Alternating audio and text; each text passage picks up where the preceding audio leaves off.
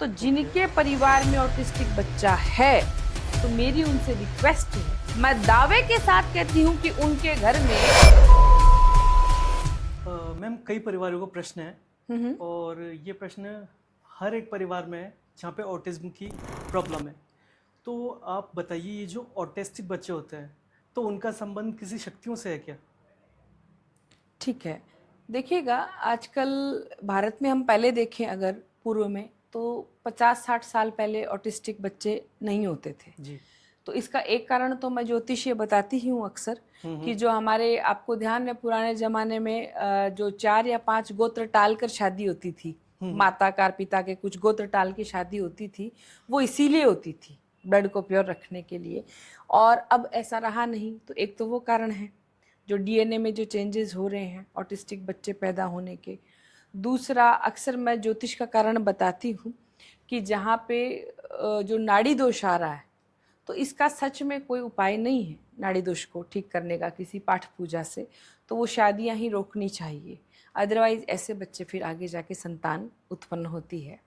तीसरा, जो कि हम पैरानॉर्मल केस करते हैं, तो यहाँ मैंने जो कारण पाया, वो मैंने ये पाया कि जो मेरे जो थोड़े से एजड एजड लोग जो मेरी बात सुन रहे हैं वो समझेंगे।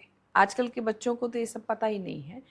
तो जहाँ पे आपने देखा है कि हर परिवार में एक कुल देवी होती है, जी। कुल देवता होते हैं, ये तो सभी मानते हैं, हम्म। आजकल के बच्चे भी मानते हैं। लेकिन जिसके परिवार में कुल देवी के रूप में सातों बहनों की मान्यता है, ये 7 महामाई हैं, 7 सिस्टर्स हैं, तो राजस्थान में, एमपी, यूपी, हरियाणा, सब जगह सातों बहनों के मंदिर और मान्यता है। तो जिनकी कुल देवियां इन 7 सिस्टर के अंदर आती है, जैसे राजस्थान में करणी माता है, अपने इधर शीतला माई है, हम्म। और इधर बिजासन माता है, तो ये सब सातों महामाइयां हैं। तो जी। जिसके परिवार में ये मान्यता है और वो लोग भूल गए, तो ये ऐसी शक्तियां हैं कि ये फिर रुष्ट हो जाती है, जल्दी रुष्ट होती है बच्चे की तरह। जैसे बच्चे को आप जल्दी मना भी लेते हो हम्म। और जल्दी वो नाराज भी होता है, होते ना कुछ बच्चे हाँ, ऐसे, होते हैं ऐसे। ये भगवतियां इसी श्रेणी में आती हैं।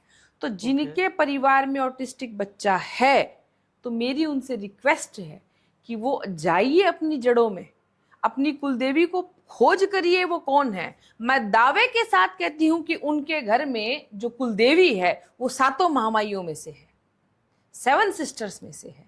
उनको धोक पूजन करके मनाइए, हम्म। क्योंकि ये एक तरह का वंशानुगत दोष है। इस परिवार में अगर कोई ऑटिस्टिक बच्चा है, तो आगे आने वाली पीढ़ी में भी वो हो सकता है, और वो पूर्व में भी कोई ऐसा बच्चा रहा होगा। उस समय भले ही वो उतनी साइंस नहीं थी या इतने डॉक्टर भी नहीं थे, तो उनको, बच्चों को बस घर में ही उनको रखा जाता था, कोई थेरेपी या इतना इतना प्रचार तो अब हो चुका ना, उतना था नहीं, पर बच्चे थे, तो उनकी पीढ़ियों में थे। तो इसमें जाइए आप, सातों बहनों, 7 सिस्टर्स की मान्यता है आपके घर में, वहाँ से आप उनको मना के लाइए। क्योंकि आप पुराने ज़माने में अगर सुना है आपने, तो जो गर्भवती स्त्री है वो उसको छत पे नहीं सोती थी। पुराने ज़माने में तो सब छत पे ही सो जाते थे ना, गद्दे जी। वद्दे डाल के, या आंगन में खाटे बिछती थी और सब सो जाते थे। लेकिन गर्भवती स्त्री को बचाते थे, जो जिसने गर्भ धारण कर रखा है।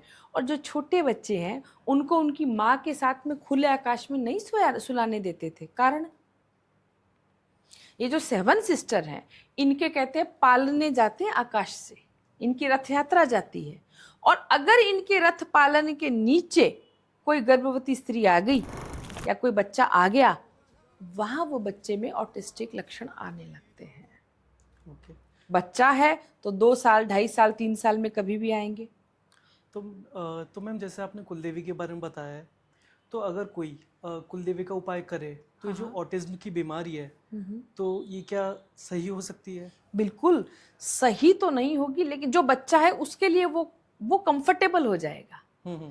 क्योंकि ये जो बच्चे हैं, जो पेरेंट्स मेरी बात सुन रहे हैं और उनके घर में ऐसे विशेष बच्चे हैं, देवीय, मैं तो इनको देवीय बच्चे कहती हूँ, तो ये वो जानते हैं कि वो बच्चे कितने अनकंफर्टेबल रहते हैं। तो जब ये दोष ढूंढ कर इसका निवारण कर दोगे, वो बच्चे अपनी लाइफ में कंफर्टेबल रहते हैं, क्योंकि उनका अग्रेसिव नेचर होता है, वो धीरे धीरे काम होने लगते हैं। वो गुस्सा बहुत करते हैं, उसमें भी कमी आती है। उनको जो आप थेरेपीज दे रहे हो, उन बच्चों की लाइफ मैनेज हो, वो थेरेपीज 100% ज़्यादा वर्क करती है उन पे। तो वो बच्चे कंफर्टेबल हो गए और आगे आने वाली पीढ़ी में कोई ऑटिस्टिक बच्चा पैदा उनके यहाँ नहीं होगा। तो ये बड़ी एक विशेष खोज हमने की और ये हमें भगवती ने ही इसके विषय में बताया था। और कितने ही ऑटिस्टिक बच्चों के केस हमने किए हैं जो आज अपनी लाइफ में कंफर्टेबल हैं एटलीस्ट।